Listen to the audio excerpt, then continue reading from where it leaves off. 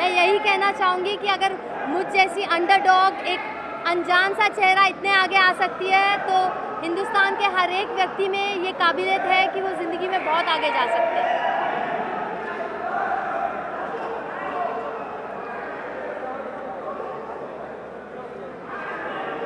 यार मेरे बंदे को भेज दो, but he should not get affected by the crowd यार।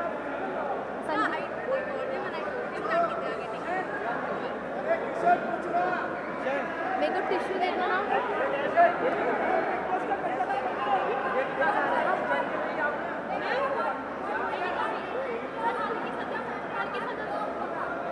क्या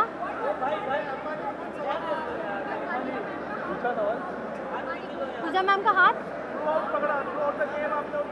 मुझे उस गेम में सही मार्गदर्शन चाहिए था, सही दिशा चाहिए थी, और उनके साथ मैं सोच कर नहीं आई थी कि मैं दोस्त बनाऊंगी और ऐसे दोस्त बनाऊंगी या किसी से मार्गदर्शन दूंगी। मैं यही सोच के आई थी कि मैं एक मैंने यही सोचा था कि मैं एक लोन वुल्फ हूँ, और पूजा मैम की भी वही साइकोलॉजी थी, तो हम काफ़ी इजीली कनेक्ट कर पाए।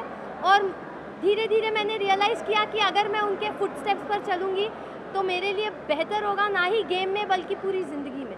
कितना खुश हो?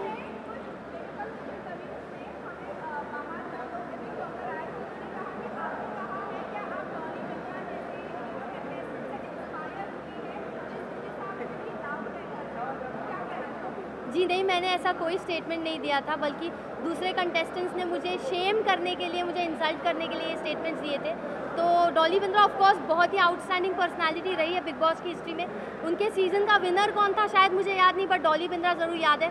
तो मैं ये नहीं कहूँगी कि मैंने ऐसी कोई स्टेटमेंट पास की थी या मेरे माइंड में था, बट हाँ, दूसरे कंटेस्टेंट्स ने मुझे शेम करने के इंटेंशन से छेड़ना शुरू कर दिया था और नाम लेना शुरू कर दिया था। But I have immense respect for the seniors of the show और जो भी एक्स कंटेस्टेंट्स रहे, तो मैंने ऐसी कोई स्टेटमेंट पास नहीं की।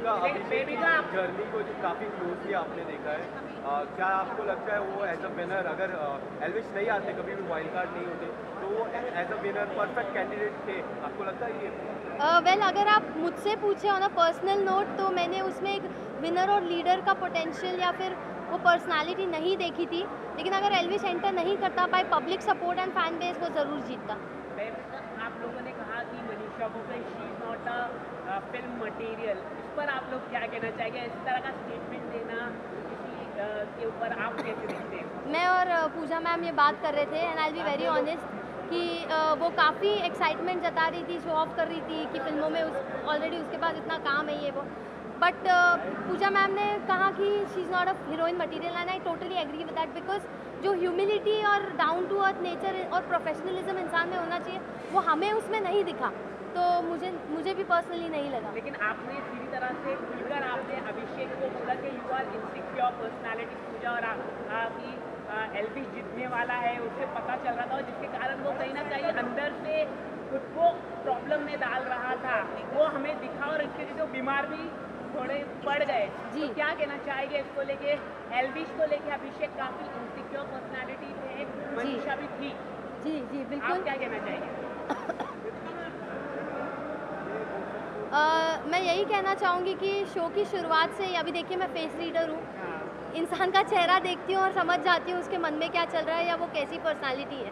तो अभिषेक में बहुत जुनून है जीतने का, और अपना बेस्ट भी दे देता है। कभी कभार अपने मॉरल्स पूरे साइड में कर देता है, बट अपने आप को आगे थ्रो करता है और अपने आप को ऑलरेडी एक विनर परसीव करता है। मैं भी अपने आप को ऑलरेडी एक विनर परसीव करके उस घर में गई थी, तो वहाँ मैं उससे बहुत कनेक्ट करती हूँ और उसकी बहुत रिस्पेक्ट करती हूँ। बट जी हाँ, पूजा मैम और मुझ में एक इंट्यूजन है, हम सेंस कर लेते हैं, हम इंसान को जल्दी परख लेते हैं बड़ी आसानी से। और एल्विश को बस मैंने स्क्रीन पे एक टास्क में देखा था, वो घर में आया नहीं था, और मैंने कहा था ये इंसान मुझे घर में चाहिए। तो मैंने आपको क्या लगता है एल्विश के? अरे यार सवाल है कि आप घर वालों को कई बार कहते हुए सुना है कि आप गलत फेस रीडिंग करते हैं, आपको भी मिला आपकी प्रीति भी ऐसी बात है, कि आपका क्या कहना है? देखिए, अभी फेस रीडिंग का एक रूल होता है कि आपको सच बोलना है। अब वो सच कड़वा भी होता है और कभी मीठा भी होता है। तो जिसको अपने बारे में बोली गई चीज़ या बात पसंद नहीं आती, वो उसे अक्सर गलत समझते हैं और ईगो में आके और अपनी सेल्फ रिस्पेक्ट पे आ जाती है, तो हाइपर हो जाते हैं। और अभिषेक का उसमें रिएक्शन सबसे ज़्यादा दिखा है। तो मुझे नहीं लगता है कि मैं गलत फेस रीडिंग करती हूँ।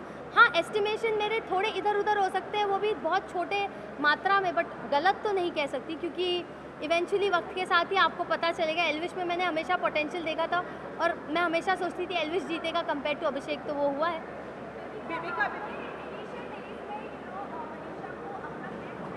जी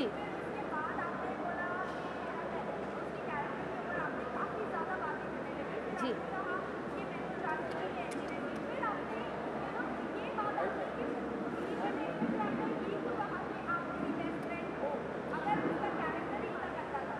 देखिए, वो पर्सनली अगर लड़कों के साथ ज़्यादा सपोर्टिवली घुलती मिलती है तो इनिशियल डेज में मेरा राइट नहीं होता है कि मैं उसे जज करूँ या उस पर क्वेश्चन करूँ।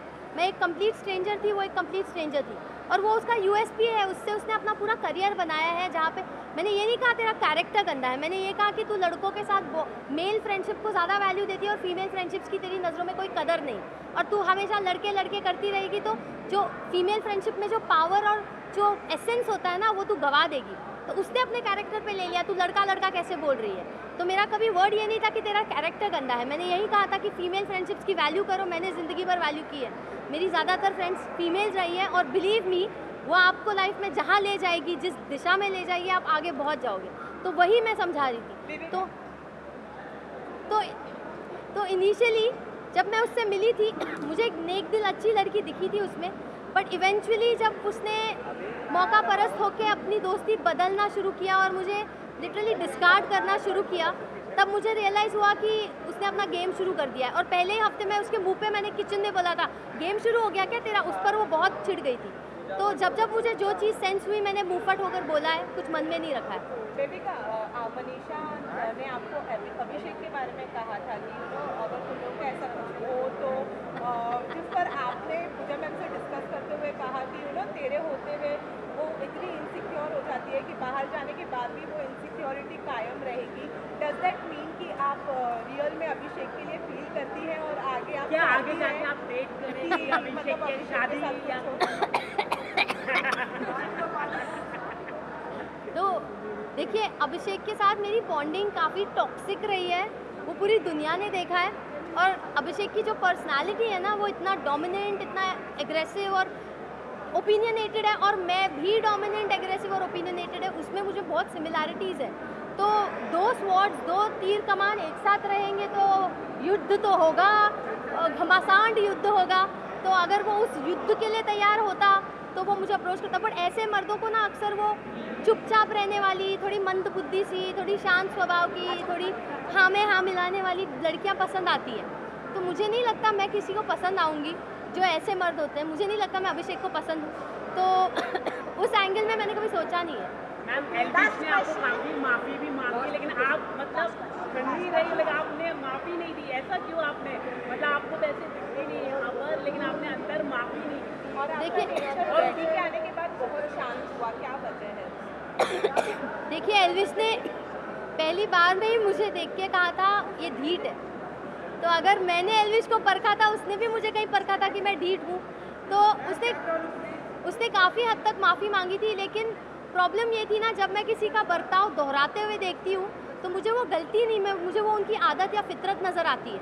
और एल्विश का वही रूप अविनाश के सामने भी बार बार निकल के आ रहा था झगड़ों में। तो वहाँ पे मेरा एक सेंस ऑफ गार्ड ऊपर हो गया और ट्रस्ट इश्यूज बिल्ड हो रहे थे। बट सलमान सर ने जब हमें समझाया, मैं सलमान सर की सुनती थी, मेरे डैड की और पूजा मैम की, तो सर ने बहुत ही अहम बात बोली कि बेबिका को इतनी गलतियों के लिए सबने माफ़ किया, बट उसकी अकड़ देखो, वो किसी को माफ़ नहीं करती। वो बात मुझे दिल पे हिट हो गई और मैंने रियलाइज़ किया, हाँ, इस घर में मैंने क्या कुछ किया है, किसी का दिल तोड़ा है, किसी को मुंहफट होके बहुत कुछ बोला है, मेरी ज़बान को कैची माना जाता था घर में। तो सच में लोगों ने मुझे माफ़ किया, बट मैं जब किसी को माफ़ करने पे उतर रही हूँ तो मुझ में क्यों इतना ढीठपन आ रहा है। तो सर ने बहुत ऑन पॉइंट बात बोली और वो सीधा मुझे दिल पर रियलाइज़ हुई। तो तब जाके मैंने सोचा कि नहीं यार, अब मुझे इतना मीन और इतना ढीठ नहीं बनना चाहिए। और आपने सलमान सर के साथ हर हफ्ते आप रहे, हाँ। तो सलमान सर की फेस रीडिंग करके उनकी शादी कब हो गई है बता दीजिए आप। आप बता दीजिए अभी। देखिए, सलमान सर को ना एक गृहिणी की ज़रूरत है, तो उन्हें जिस दिन वो गृहिणी, वो नेक दिल औरत मिल जाएगी जो उनके माँ के दिल में जगह बना पाएगी, उस दिन वो ज़रूर शादी करेंगे। लेकिन वो इस इच्छा को अंदर रखते हैं, जाहिर नहीं करते। तो अब वो सलमान सर है भाई, वो भगवान है, वो मेरे गॉडफादर रहे। उन्होंने कितनी बार मेरे लिए शो में स्टैंड लिया है। जैड का इशू हुआ तब स्टैंड लिया, एल्विश का इशू हुआ तब स्टैंड लिया। तो उन्होंने मुझे एक फादर फिगर की तरह ऐसे मेरी उंगली उठा के गाइड किया है पूरे शो में। और मेरी छोटी मोटी बातों को पकड़ के वो हमेशा आके मुझे टोकते भी थे, समझाते भी थे, क्योंकि वो कंसर्न थे मेरे लिए। आप जिसकी परवाह करते हो, आप उसके बारे में सोचते हो, उसके बारे में ज़्यादा बोलते हो। तो मेरे लिए तो वो एक गॉड लाइक फिगर है। कोई डेडलाइन नहीं है शादी की? शादी की कोई डेडलाइन नहीं? अरे मैं कैसे दूँ, वो देंगे। Thank you, thank you, thank you. Best of luck for future.